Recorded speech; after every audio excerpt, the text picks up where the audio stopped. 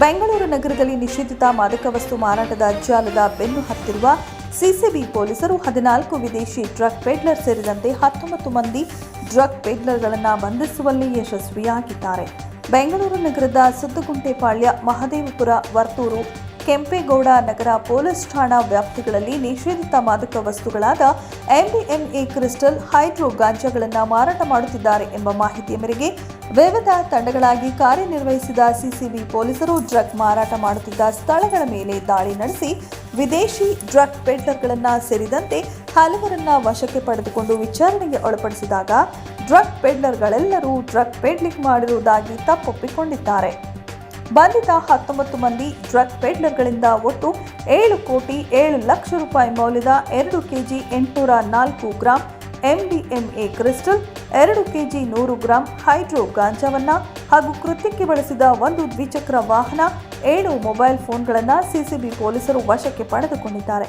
ಇದು anti narcotics wing ಕಡೆಯಿಂದ total 19 ಜನ, ಅದರಲ್ಲಿ 14 ಜನ ಫಾರಿನರ್ಸ್ ಶಾಮಿಲಿದ್ದಾರೆ. Total 2.804 kg MDMA crystals, 2.100 kg hydro ಗಾಂಜಾ ಎಲ್ಲ ಸೇರಿ ಅಂದಾಜು 7.7 crores ವರ್ತ್.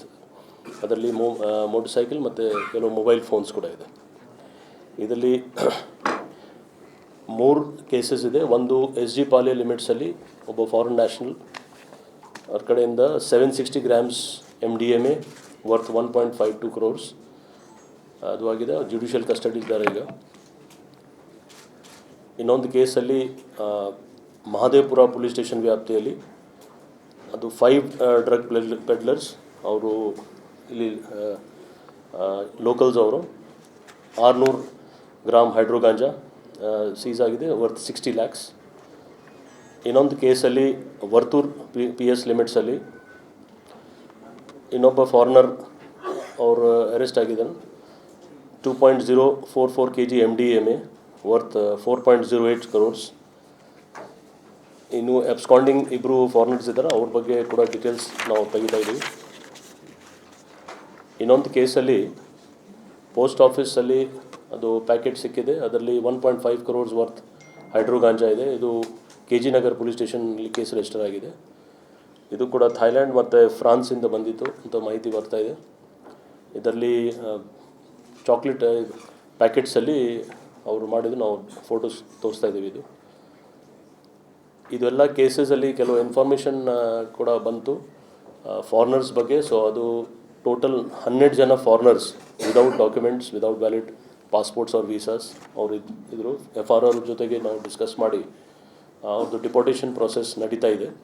ಈ ಎಲ್ಲ ರೇಡ್ ಮಾಡುವಾಗ ಕೆಲವು ಮಾಹಿತಿದ ಆಧಾರ ಮೇಲೆ ನಮ್ಮದು ಒಂದು ದೊಡ್ಡ ಟೀಮ್ ಹೆಬ್ಗೋಡಿ ವ್ಯಾಪ್ತಿಯಲ್ಲಿ ಕೇಸ್ ರೇಡ್ ಮಾಡಿದರು. ನಮ್ಮ ಲೋಕಲ್ ಪೊಲೀಸ್, CCB ಎಲ್ಲ ಸೇರಿ ಇವರೆಲ್ಲರೂ ನಾವು ಡಿಪೋರ್ಟ್ ಮಾಡಲಿಕ್ಕೆ ಪ್ರೊಸೆಸ್ ಮಾಡಿದ್ದೀವಿ. ಆಲ್ರೆಡಿ ಡಿಟೆನ್ಷನ್ ಸೆಂಟ್ರಲ್ಲಿ ಶಿಫ್ಟ್ ಆಗಿದ್ದಾರೆ ಅವರು.